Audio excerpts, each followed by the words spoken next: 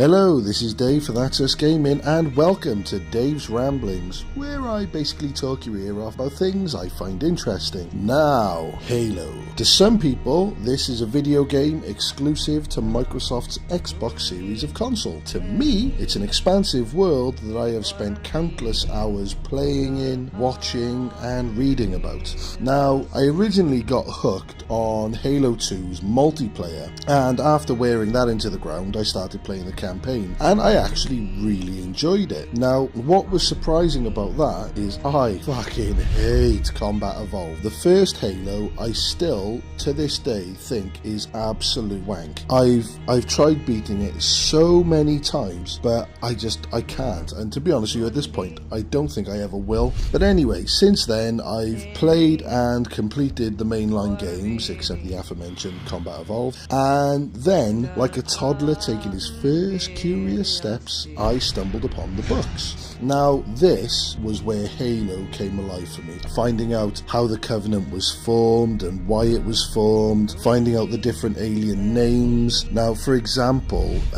the Elites and the Brutes in the books, they have names. They are the Sangheili and the Jorohani. And it got to a point where I was actually going through Halo 2 the other day, and I came across Jackals, but for the life of me, I couldn't remember what the hell they were called. I just remembered them as Kigyar. So I was there for bleeding ages because nobody was giving me any audio cues, and I was there going, Kigyar, what are they called? What are they called? Luckily, Luke was on hand to tell me that they were called Jackals, but that sort of stuff just stayed in my head. But I also liked reading about life in the UNSC and about ODST troopers, and especially Karen Travis's Kilo 5 trilogy. If you haven't read that was absolutely incredible. Really, Karen Travis as a writer, her work on the Gears of War novels as well, I honestly cannot praise her enough. But yeah, during Halo 4, something happened. I got bored. I'm sick of the Forerunners and the Prometheans. Now, the reason I made this ramble is because I recently started Halo Wars 2, and I'll admit I'm not very far into it, but the big bad of the game, Atriox, he's really lit a spark for the Halo universe that, to be perfectly honest with you, I thought had long gone out. I want more of him. I want to know how he made it back and his exploits from being banished to the events of Halo Wars 2. Now, granted, I don't know how much we learn in the game because, as I say, I'm not really that far through it, and I really don't want to spoil the game by looking on Google, but I'm excited to find out more. Now, as I mentioned, Halo 4, whilst a solid game, really left me wanting more. In fact, I was more interested in Spartan Ops, as it brought in Jul Madama, who was introduced in the book, so it was a name that I was familiar with.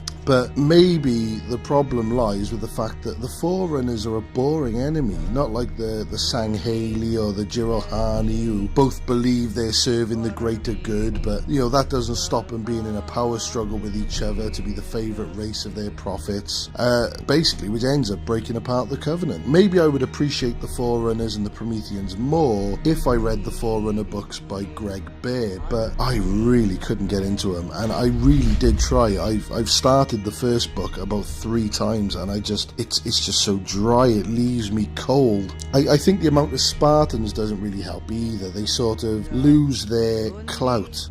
I use clout a lot. I never realised how much I use it. Anyway, they lose their clout in groups as opposed to a sort of last few of their kind sort of deal, where they are absolute super soldiers. When I first found out that there were a few other Spartan 2s that survived, and even 2 Spartan 3s in the books, I was delirious. I mean, we all saw the power of one Spartan 2 with the Master Chief, but then the Spartan 4s turned up, and somehow, I don't know what the fuck went on, but an army of Spartans is as effective as a piss-filled super soaker. Now, with Halo 6 semi-officially confirmed, I was really happy. Then I remembered that we're currently Game 2 in the Reclaimer saga, which means the third game will be more Forerunners and Prometheans. But I won't get too negative, as the games are playable, but I think the sooner 6 is out, they can put this saga to bed, and to be honest with you, it's the settings and the story that have stopped Halo 4 and 5 from breaking through from good to great. And I'm hoping on online will have a bit of an overhaul as well. I mean, I've been playing more of the Master Chief trilogy for online than Halo 5. I think there's something lacking about the multiplayer from 4 upwards. It sort of feels like it's trying too hard to be like the shooters of the day, like your Call of Duties, instead of its own unique style that it had, basically culminating in the absolutely incredible Halo Reach.